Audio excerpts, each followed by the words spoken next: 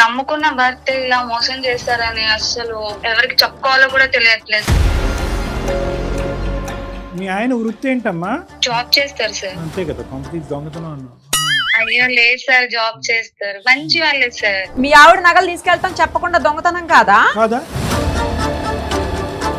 ఆమె దగ్గర తీసుకుంటే దొంగతనం అలా సార్. నేను మళ్ళీ ఇవ్వడానికి ఉంటుంది కదా ఛాన్స్ సార్. ఇప్పుడు సరే నాకు అవసరం వచ్చి వాడుకోకూడదు సార్. దొంగతనం డెఫినేషనే మార్చేసావు నువ్వు. నేను నీ భార్యని, నీకు అర్థమవుతుందా? నేను పక్కింటి అమ్మాయిని కాదు, నీ భార్యని. తీసుకురా, మీకు పర్సనల్ గా మీతో మాట్లాడాలనుకుంటున్నాను సార్. సౌజీ లేకుండా అలా నాతో ఎలా చేసుకో? పర్సనల్ గా ఏం మాట్లాడుతావు? నాకు తెలియని పర్సనాలిటీ ఏంటి నీకు?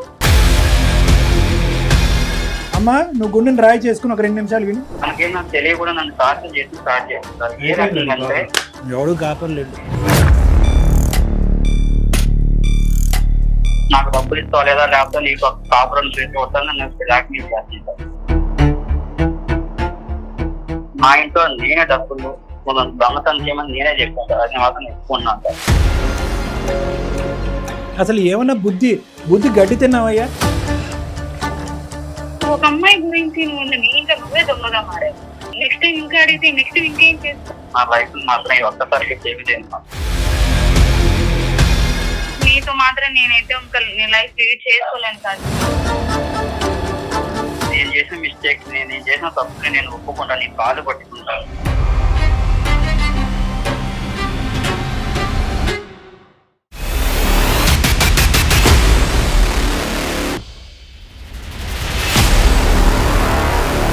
జీవితం కార్యక్రమానికి స్వాగతం. మనతో పాటు ఉన్నారు ప్రముఖ సైకియాట్రిస్ట్ డాక్టర్ కళ్యాణ్ చక్రవర్తి గారు. డాక్టర్ గారు నమస్తే అండి. నమస్తే మేడం. ఈ మెయిల్ ఒక విచిత్రమైన మెయిల్ అనిపించింది సార్ నాకు, అందుకే అది తీసుకున్నాను. ఏంటంటే సౌజన్య అని ఒక అమ్మాయి మనకి మెయిల్ చేసింది. ఇద్దరు మంచి వైఫ్ అండ్ హస్బెండ్, బట్ ఏదో ఒక చిన్న విషయంలో ఇద్దరికి డిస్టర్బెన్స్ ఉంది. కానీ అది మనకి చిన్నది అనిపిస్తుంది, నిజానికి చాలా పెద్ద విషయం. రైట్, ఒకసారి మాట్లాడితే క్లారిటీ వస్తుంది. తప్పకుండా మేడం చేయండి.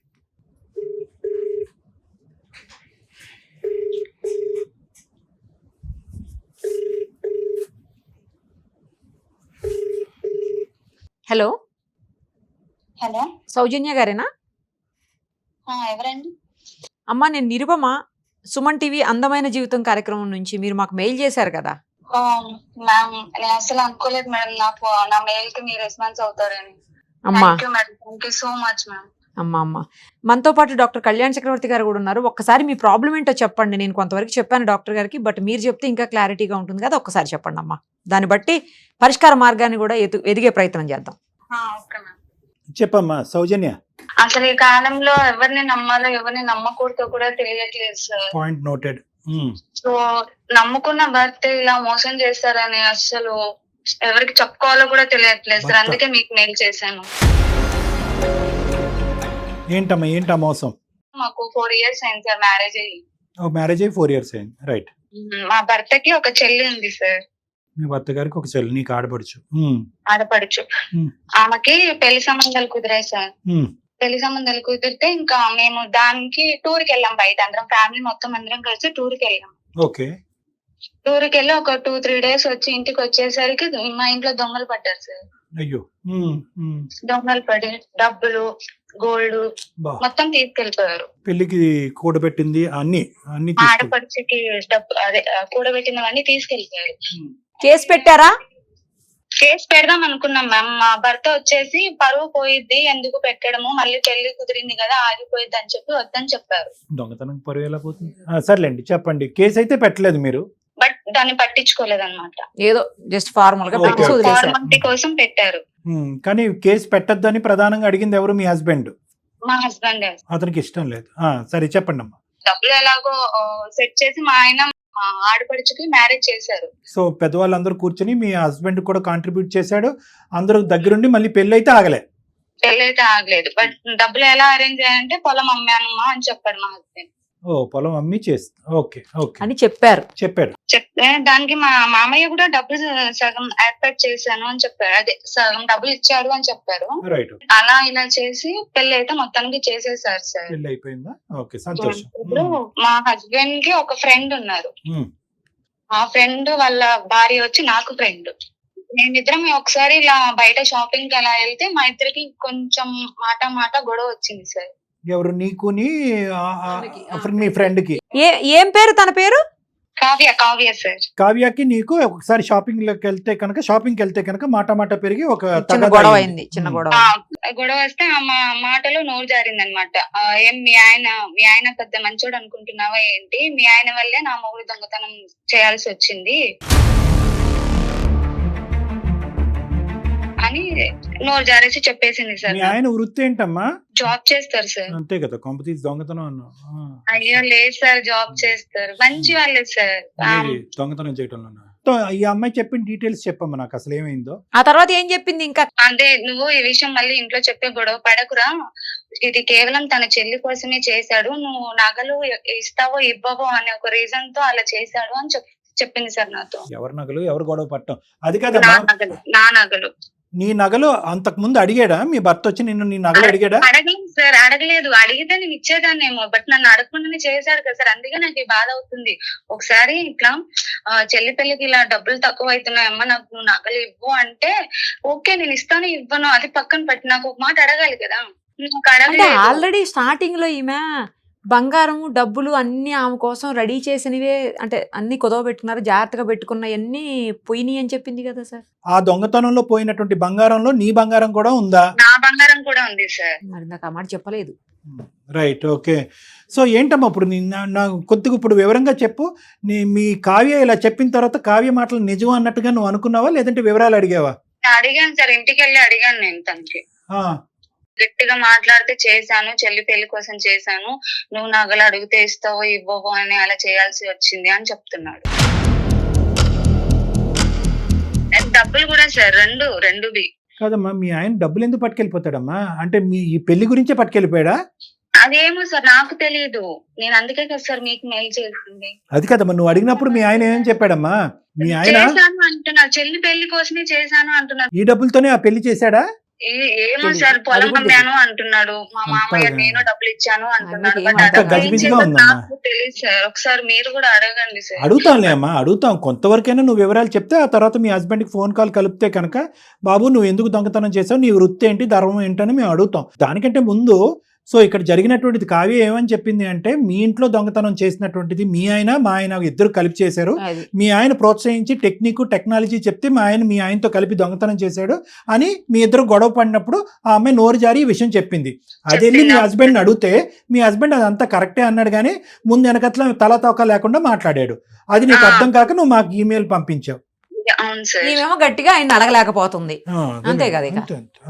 ఇప్పుడు తన ఇంట్లో తనే దొంగతనం చేయాల్సిన అవసరం ఏమొస్తుంది సార్? నేను ఒకవేళ బయట చెప్తే నేను ఏమైనా చేసుకుంటాను అని ఒక చెప్తున్నాడు.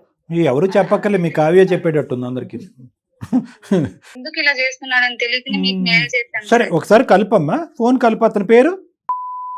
బట్ ఆయన పేరు రివీల్ చేయకండి సార్, మళ్ళీ బయట తెలిస్తే మా పరువు మేమే రోడ్డును పడేసుకున్నట్లు ఉంటది. అన్ని కాన్ఫిడెన్షియలే. ఇతని పేరు అయితే కనుక అసలు బయటకు రాదు, అందులో మీరేం భయపడవలసిన అవసరం లేదు. కలపండి, ఫోన్ కలపండి. Okay sir. ఎక్కడో ఎవరో దొంగతనం చేశారనేది సొంత చెల్లి పెళ్లికి ముందే దొంగతనం చేయటం. The person you are speaking with has put your call on hold. Hello, చెప్పు. ఎక్కడ నువ్వు ఎక్కడున్నావు? బయట చెప్పి ఏం పని? నువ్వు చేసిన దానికి నాకు పిచ్చెక్కిపోతుంది, ఏదేదో సమాధానం చెప్తున్నావు. నువ్వు ఎక్కడున్నావు? ఇంతకి అంత ఈజీగా తీసుకోకు సార్, నా ప్లేస్ లో ఉంది ఆలోచించి ఇదే పని నేను చేస్తే నువ్వు ఉండగలవు అసలు చెప్పు. ఇప్పుడు ఎక్కడున్నావు మాట్లాడుతున్నావు? ఇంటికాడ కనిపించలేదు, ఇంటికి వెళ్ళి వచ్చాను, బయట ఉన్నా. ఎక్కడున్నావు? ఫ్రెండ్ ఇంటికి వచ్చానులే గానీ, బట్ నాకు ఏం చేయాలో నాకు తెలియట్లేదు, అందుకే నేను సుమన్ టీవీ వాళ్ళకి మెయిల్ పెట్టాను. సుమన్ టీవీయా? నువ్వు అక్కడికి ఎందుకు వెళ్ళావు? మళ్ళీ ఏం చేయాలి చెప్పు. అరే నీకు ఏమన్నా పిచ్చా నీకు? హలో, నేను సుమన్ టీవీ అండి, అందమైన జీవితం కార్యక్రమం నుంచి నేను నిరుపమ, అలాగే డాక్టర్ కళ్యాణ్ చక్రవర్తి గారు కూడా మనతో పాటు ఉన్నారు. మీ వైఫ్కి ఏం చేయాలో అర్థం కానటువంటి సిచ్యుయేషన్లో మాకు మెయిల్ చేశారండి.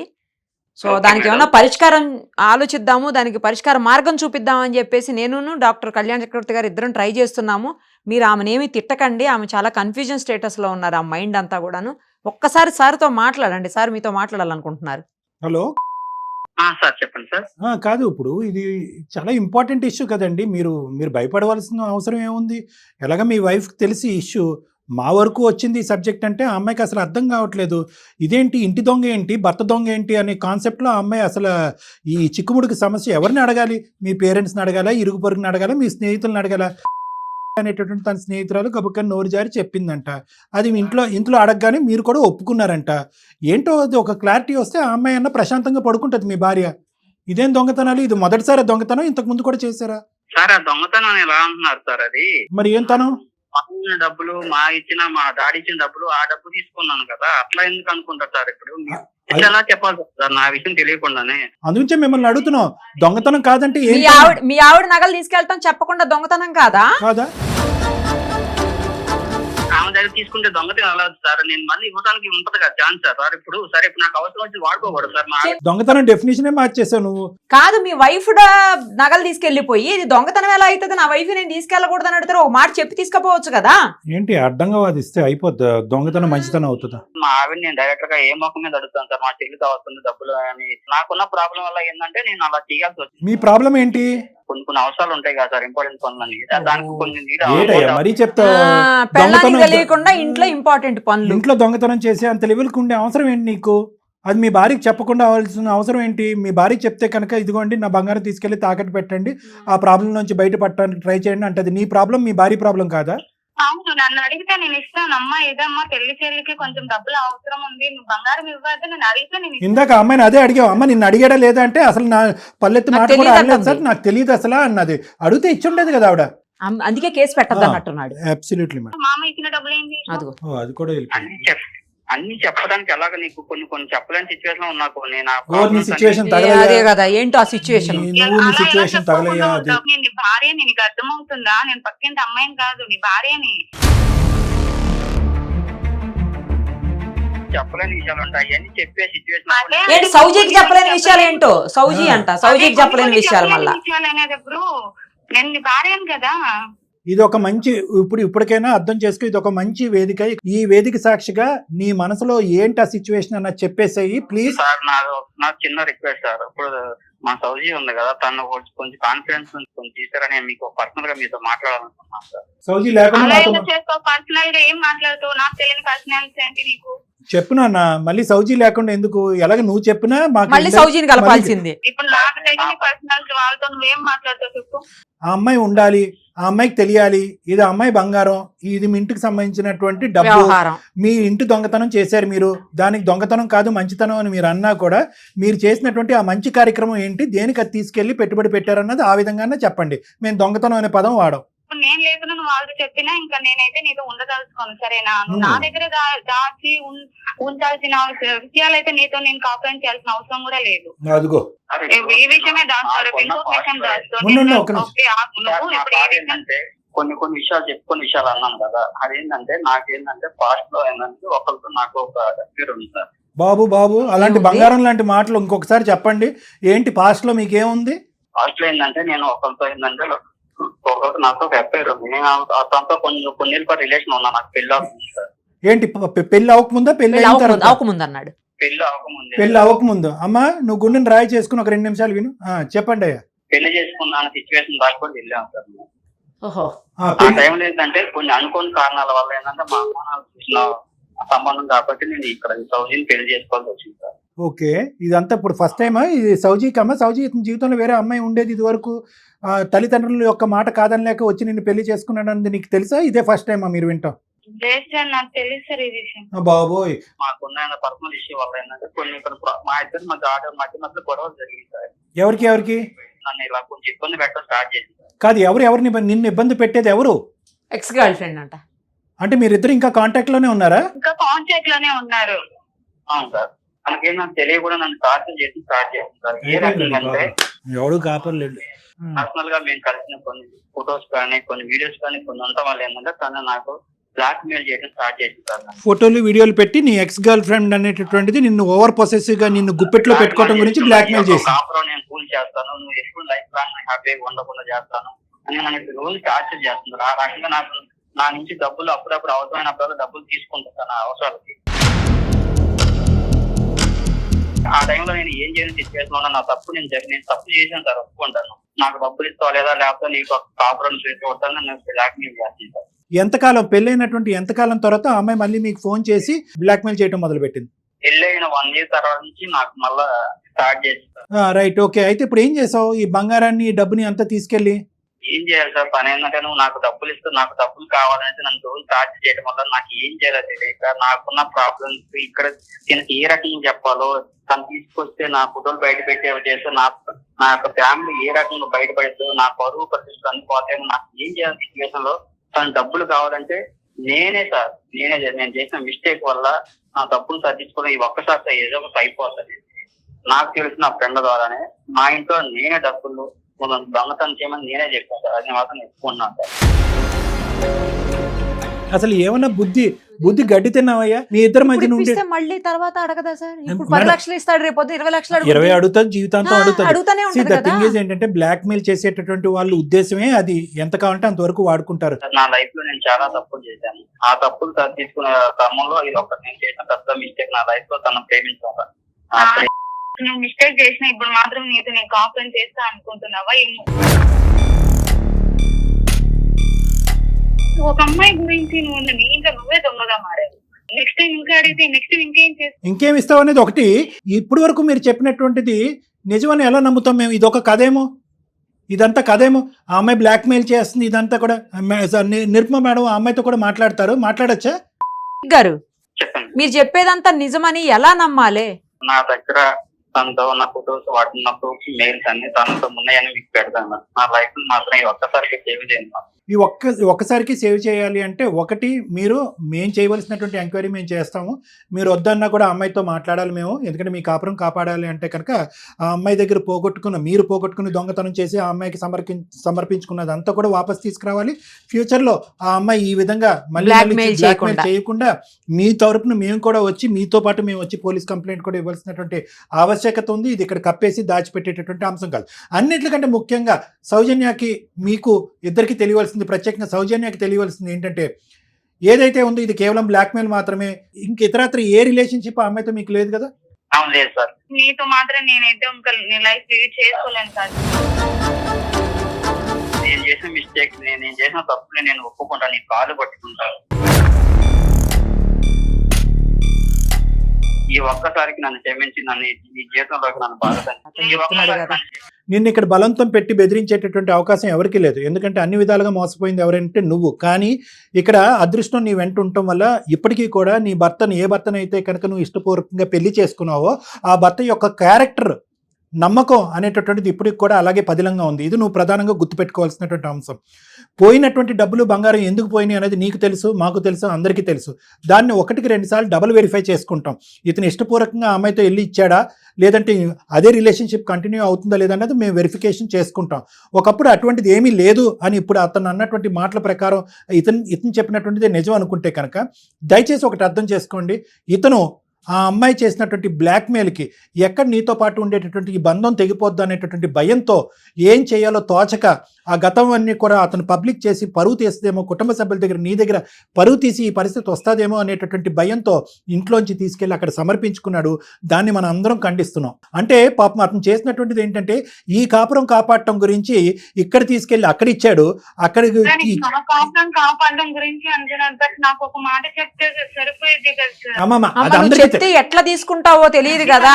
నేను చేసుకునేటప్పుడు అన్ని చెప్తారు కదా సార్. పర్సనల్ గా ఓకే అలా ఉండదులే సౌజన్య గారు, అలా ఉండదులేండి. ఆ పాయింట్ లో నువ్వు ఎలా తీసుకుంటావు ఎవరికి తెలుసమ్మా. అతను ఒకటైతే వాస్తవం, మేము కూడా అదే చెప్పాం కదా ఓపెనింగ్ స్టేట్మెంట్ చెప్తే మీ ఆవిడ ఒప్పుకోదా?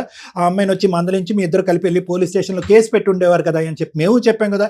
అలా జరగలేదు. జరగనప్పుడు నెక్స్ట్ స్టెప్ ఏంటి? నువ్వు పెట్టి బేడ చదువుకుని ఇంటికి వెళ్ళిపోతావు పుట్టింటికి. అలా కాదు కదా. నువ్వు ప్రయాణం చేసినటువంటి ఇప్పుడు 2 years పాటు జర్నీ చేసినటువంటి ఈ వ్యక్తి యొక్క క్యారెక్టర్ ఏంటి? నిజాయితీగా ఉన్నాడా? నీతో పాటు నిజాయితీగా ఉన్నాడా? లేదంటే గత ప్రేమికురాలతో మళ్ళీ చట్టపట్టాలు వేసుకుని తిరుగుతున్నాడా? కాదు. కేవలం ఆ క్రూరమైనటువంటి మనస్తత్వం ఉన్న అమ్మాయి ఇతను బ్లాక్మెయిల్ చేసి ఇతన్ని భయపెట్టి ఆ ఫోటోలు అవి చూపెడతాననే ఉద్దేశంతో ఇతని దగ్గర వసూలు రాజాలాగా వసూలు చేసింది. ఆ అమ్మాయి దగ్గర వసూలు రాని ఆ అమ్మాయి దగ్గర నుంచి ఎలా రాబట్టుకుందాం అనేటటువంటి అంశం మనం ప్రధానంగా చూద్దాం. ఫ్యూచర్లో మళ్ళీ మీ ఇద్దరి యొక్క జీవితంలోకి ఆ అమ్మాయికి దూరకుండా బ్లాక్మెయిల్ చేయకుండా ఏం చేయాలన్నా చూద్దాం. అది మంచి.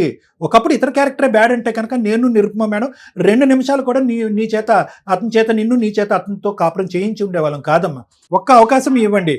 మంచి వ్యక్తి, తప్పుదోవలో వెళ్ళాడు, తప్పు తెలుసుకున్నాడు, బాధపడుతున్నాడు, పశ్చాత్తాపం కోరుతున్నాడు, మీ కాలమే పడుతున్నాను అంటున్నాడు. కాబట్టి ఒక అవకాశం ఇవ్వాల్సినటువంటి బాధ్యత మీ మీద ఉంది. ఒక అవకాశం ఇస్తారా ఎవరా? సౌజన్య గారు ఏమంటారు? ఏమో మేడం, అసలు ఏం చేయాలో నాకే అర్థం అవ్వట్లేదు. confusion. నమ్మాలో వద్దో కూడా తెలియదు. నమ్మి వెళ్ళాలంటే ఏదో కన్ఫ్యూజ్ లో ఉన్నాను మేడం నేను. ఓకే సరే మా అంతవరకు మాకు అర్థమైంది తల్లి. ఈ క్షణాన్ని నువ్వు అన్నీ ఒప్పుకోవాలనే ఉద్దేశం కూడా మాకు లేదు. నువ్వు అట్లీస్ట్ కన్ఫ్యూజన్లో ఉన్నావు, నాకు కన్ఫ్యూజన్ క్లారిటీ ఇవ్వండి అని నువ్వు అడుగుతున్నావు అంటే కనుక ఈ పెళ్లిని కాపాడుకోవాలి, భర్తను కాపాడుకోవాలనే ఉద్దేశం నీకుంది. నీ కన్ఫ్యూజన్ క్లియర్ చేయడానికి ఒకసారి నన్ను వచ్చి కలవు అమ్మా. బాబు నువ్వు కూడా రావాలి. సరే సార్, అలాగే. ఈ లోపల మేము ఏంటంటే నువ్వు ఇప్పటి వరకు చెప్పినవన్నిటివి నిజమా వాస్తవం కాదా? అవాస్తవం అని చెప్పి మీరు వచ్చే లోపల మేము వెరిఫై చేసుకుంటాం. నువ్వు చెప్పేటటువంటి మాటలు బట్టి నిజంగా ఆ అమ్మాయి ఒక క్రిమినల్ మైండ్ సెట్ ఉంటే కనుక మీ ఇద్దరు వచ్చి పోలీస్ స్టేషన్లో కేసు పెట్టాలి. ఆ అమ్మాయికి ఎటువంటి శిక్ష పడాలో ఆ శిక్ష పడుతుంది. మీ ఇద్దరు కాపురం చేయాలా, ముందుకు ఎలా వెళ్ళాలి అనేటటువంటిది నా కౌన్సిలింగ్లో నేను అన్ని విడమర్చి మీ ఇద్దరితో మాట్లాడతాను. అప్పటి వరకు ఎటువంటి డేంజరస్ నిర్ణయాలు తీసుకోకండి. తీసుకోవద్దు. Okay sir. అలాగే. Thank you. ఓకేనమ్మా, బాయ్. Take care. పోన్లేండి సార్, ఆ అమ్మాయి చివరికి అంటే ఆ నో చెప్పే దగ్గర నుంచి అట్లీస్ట్ ఒక ముందుకు కన్విన్సింగ్ వచ్చింది. స్టేజ్ లోకి వచ్చింది. అంటే at least. ఎమోషనల్ అంటే మేడం ఒకటి అంతే, అమ్మాయి అంతే డైజెస్ట్ సార్. చేసుకోవాల్సింది ఏంటంటే అవును. ఇతని గతంలో ఒక ఇష్యూ ఉంది అనేది ఇప్పుడు ఈ 10 నిమిషాల్లో ఆ అమ్మాయికి తెలిసినటువంటి ఒక నిజం. అవును. పుణ్యమే అది కారణం వెంటనే జరిగింది. digest అవ్వాలి ఆ, కదా పాపం. బంగారం దేనికో పోయింది, ప్యాకెట్కో పోయిందో దేనికో పోయిందో అనుకుంటే వేరే విషయం. లేదు నాకు ఒక గతం ఉంది, ఒక ఎక్స్ ఉంది అని ఆ అమ్మాయి చెప్పడం అనేది ఒక షాకరు. రెండోది ఏంటంటే ఇతను తీసుకెళ్లి ఆ అమ్మాయి బ్లాక్ మెయిల్ కి భయపడి అక్కడికి ఇచ్చాడు ఎగ్జాక్ట్లీ అవును. అనే మాట చెప్పేటప్పటికి ఆ అమ్మాయి ఎటువంటి కంక్లూజన్కి వచ్చిందంటే కనుక ఏమో ఇతను బ్లాక్ మెయిల్ అనేటటువంటిది ఒక బొమ్మకి ఇస్తున్నాడేమో, వాస్తవానికి ఇద్దరికి నిజమా కనెక్షన్ కాదా? ఇప్పటికీ రన్నింగ్ ఉందేమో, నాకు సౌత్ ఉందేమో, వద్దురా బాబా అంటంలో నిజమే.